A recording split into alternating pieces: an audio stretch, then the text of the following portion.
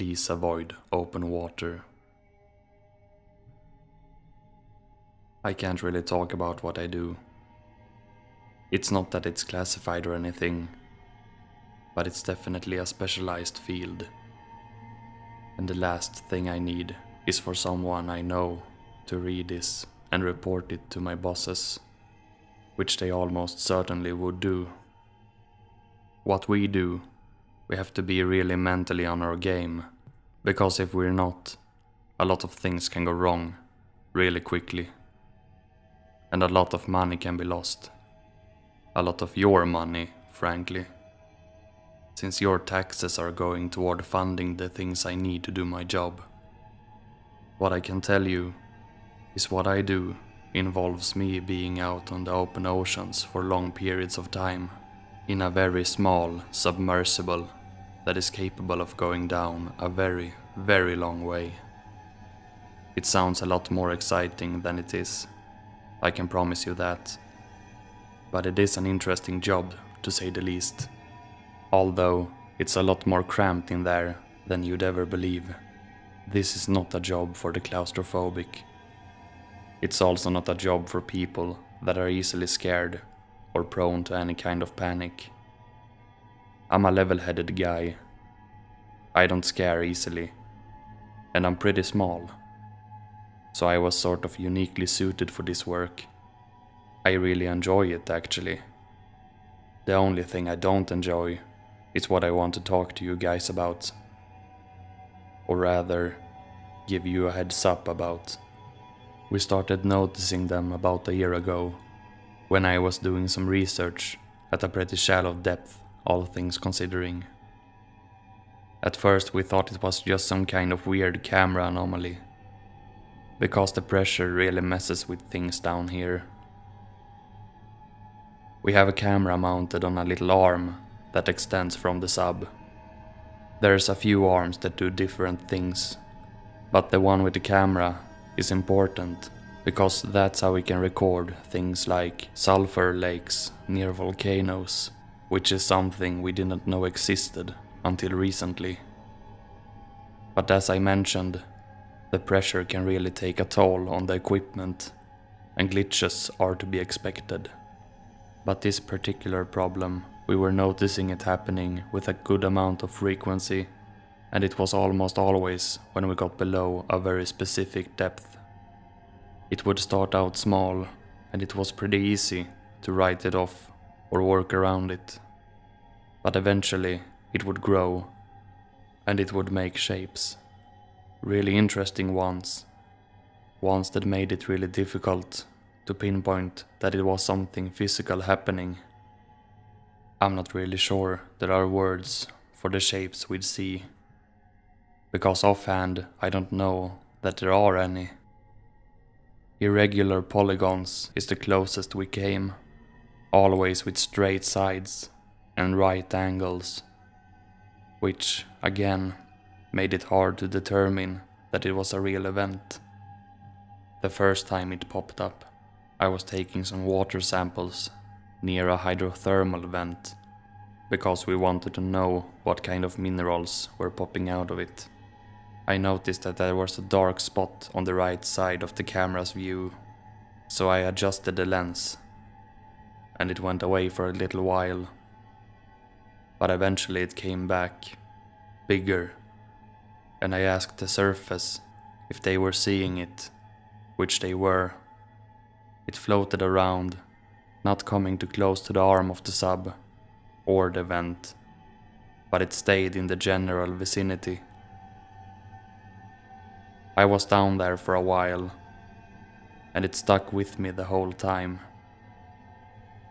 When I went back up, we messed around with the camera, and tightened up some things to see if that would fix the problem. But it didn't. These things kept popping up more and more. We never saw more than one at a time, but just about every dive we went on, we were seeing them, irregular polygons, with this color that it took me months to find a name for. Stygian blue. That impossibly dark color That's somehow even darker than black.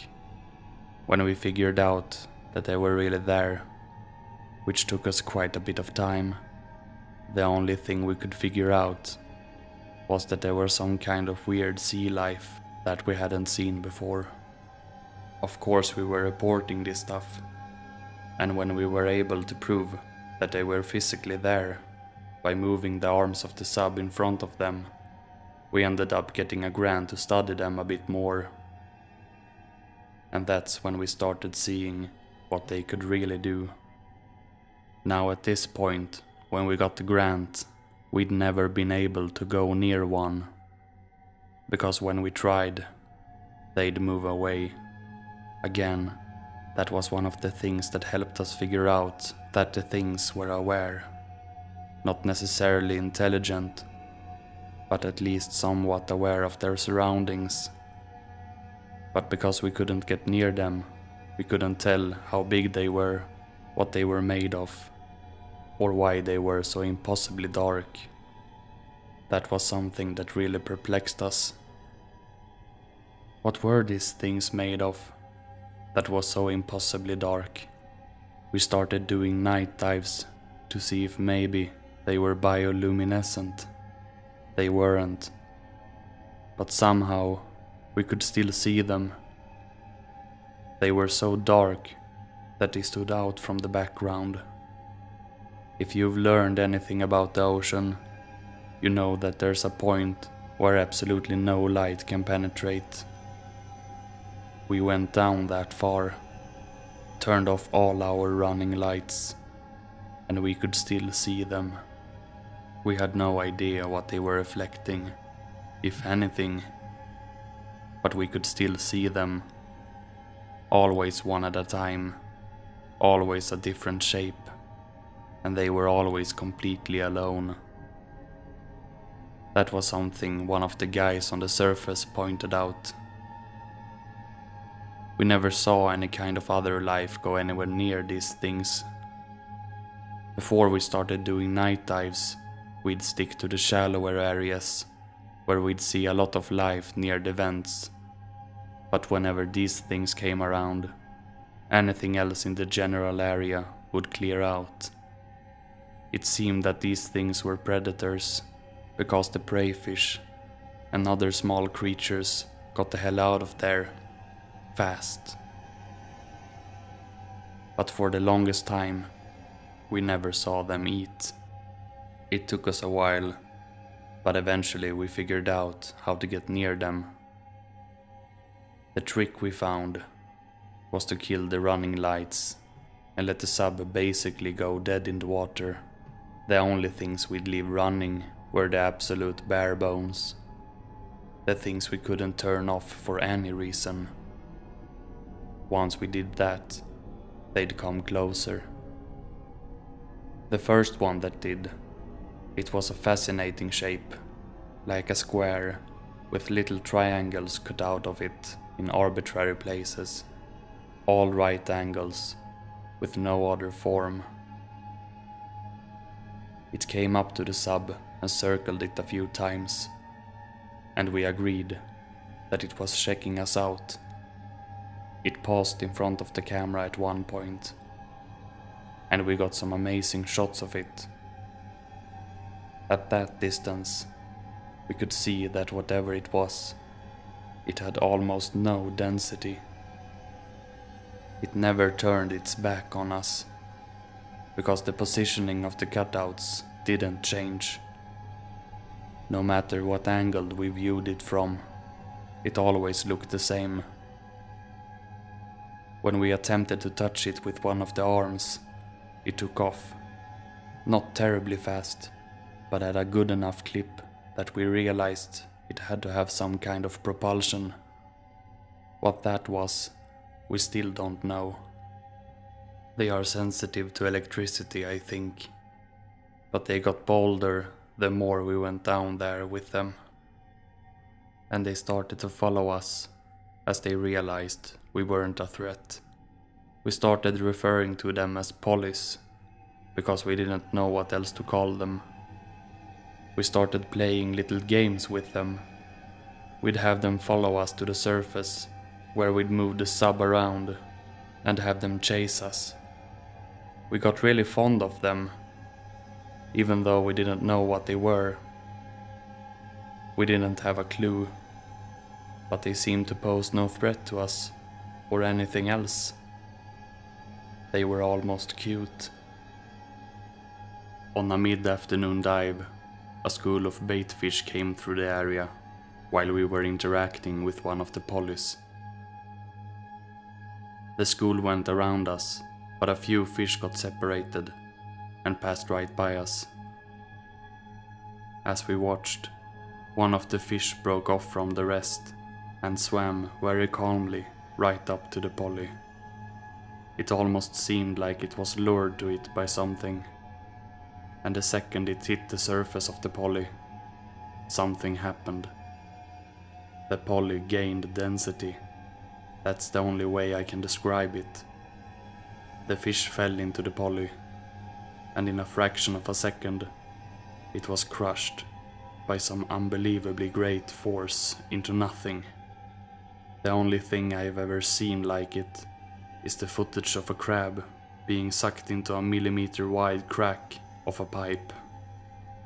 1 second the fish was there, the next it was compressed and was gone.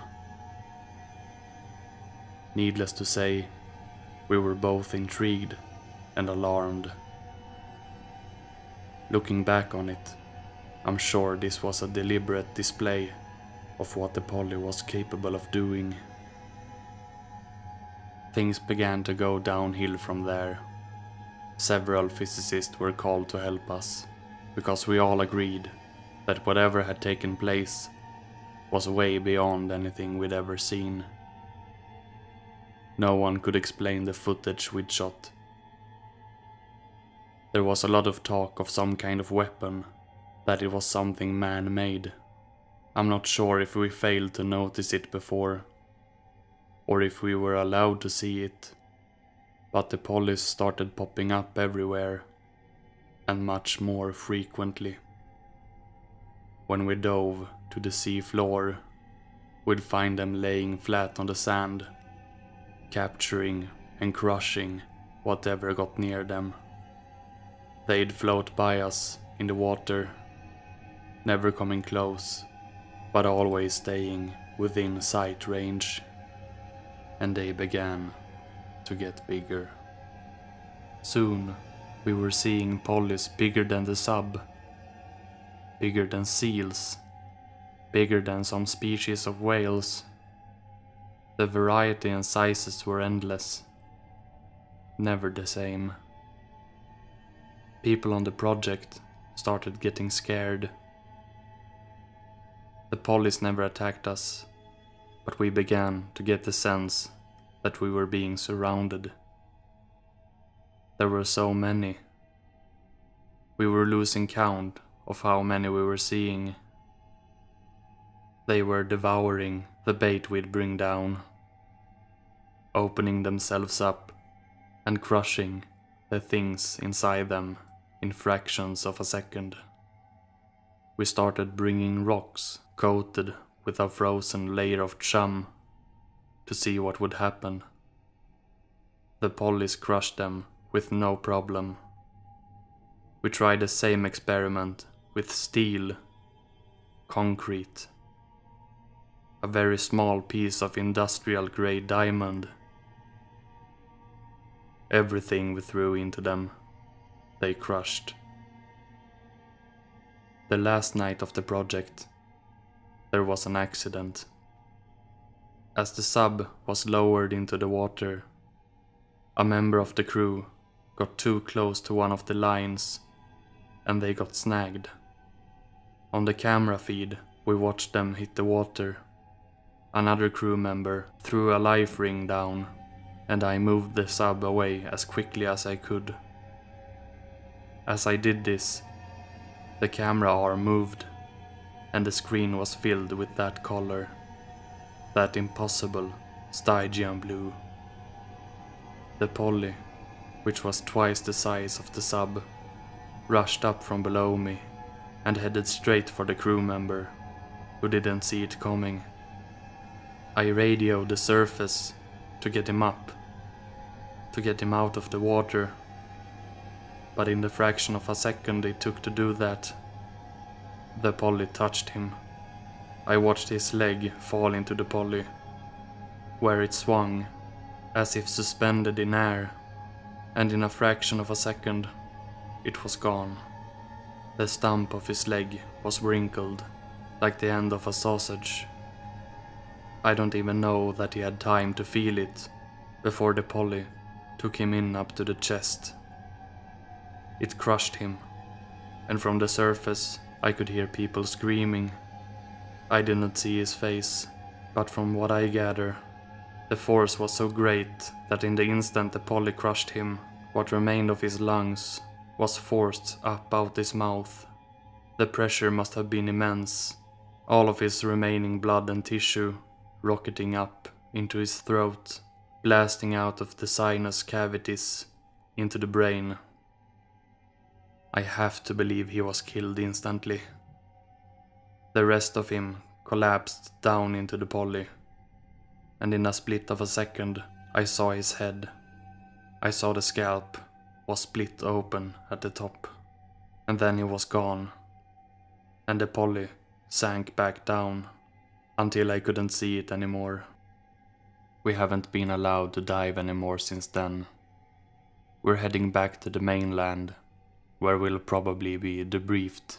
I can't imagine that they'll let us keep the footage, and I imagine we'll all be required to keep tight-lipped about this until we know exactly what these things are. At night, when I go out on the deck and look down, I can see them following us, just below the surface.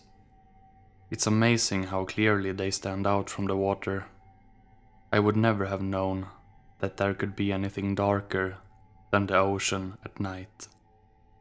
Until we know what they are, until we can figure out how to keep them away and we can confirm that they don't exist anywhere else, I don't know that I'll feel safe. Because from what we can tell, they don't need water to survive. From what we can tell, the only reason they're in the water is because that's what covers most of our planet. I really hope we're wrong. But for now, all I can do is warn everyone and advise that whatever you do, you avoid open water. Please avoid open water.